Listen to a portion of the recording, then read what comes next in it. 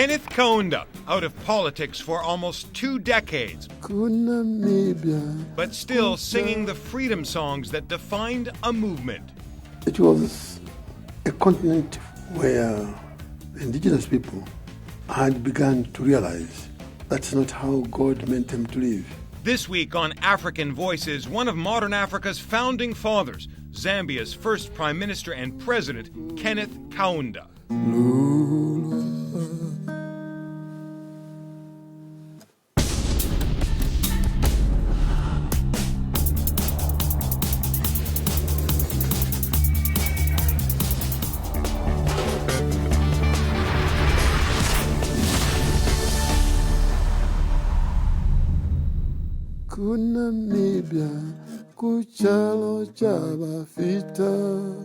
The voice may be quieter, but the love of music is still strong. We meet Kaunda at his home in the Zambian countryside, 20 minutes from the capital, Lusaka. Discrimination is something I began to fight when I was very young. In the 1950s, Africans were resisting colonialism and demanding the right to self-government. In Ghana, Kwame Nkrumah, freedom! And in Tanzania, Julius Nyerere were leading independence movements. And in northern Rhodesia, soon to become Zambia, a young Kenneth Kaunda was fighting colonial rule and racism. We were going to defy unjust laws, conditions of slavery, more or less, where you go and buy food, go and buy something from a shop, you go and do that through a pigeonhole, because the door, open door, is for white people. And if you're black, you must go and stand by the window, no matter how long it takes to serve you, no matter how many you are, long queues. There was segregation of the West form.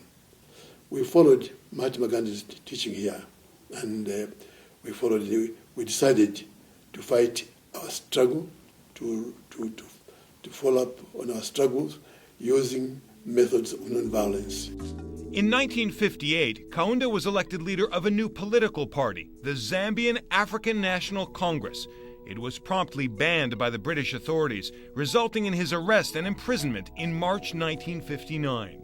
Succeeded in the end, but it meant going to prison, defying unjust laws, being arrested by the police, beaten up, thrown into prison.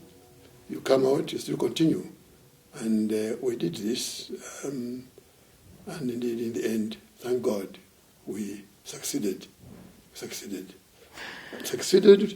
succeeded also to not to link this racism with white skin, because we're against racism.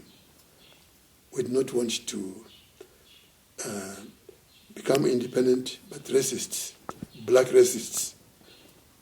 No, we accepted the creation, God's creation, and love God, your creator, with all your heart, all your soul, all your mind, all your strength. After his release, Kaunda formed a party practicing a form of African socialism he called humanism. That is, government under which people know what it is to have some education, some health facilities, some activities that will make them live decent lives. In 1964, Kaunda became the first president of Zambia. My colleagues and I decided we're going to go into one party. The reason for that, there was no way at all in which we could have fought and defeated colonialism all around us with so many parties in Zambia at that time. No way at all. But even then, we didn't force matters, impose matters. So when we were moving towards independence, I realized we had to work together so that South Africans, the Portuguese, Angola, Mozambique, don't exploit that separation within us, then they will destroy everything. That one-party system led opponents to claim Kaunda was a dictator. No, I've never been a dictator.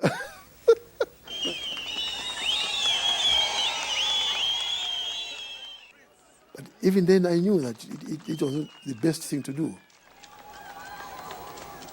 Now, I made it very clear that when the situation was around us was getting better, there would be no need for us to have one party. He was in power for nearly 3 decades, until a coup by the opposition party forced him to step down. I said, no, we'll call elections early, because I think the situation is getting better. And so, from all that I did, you can see clearly there was no desire in my mind to remain in power forever.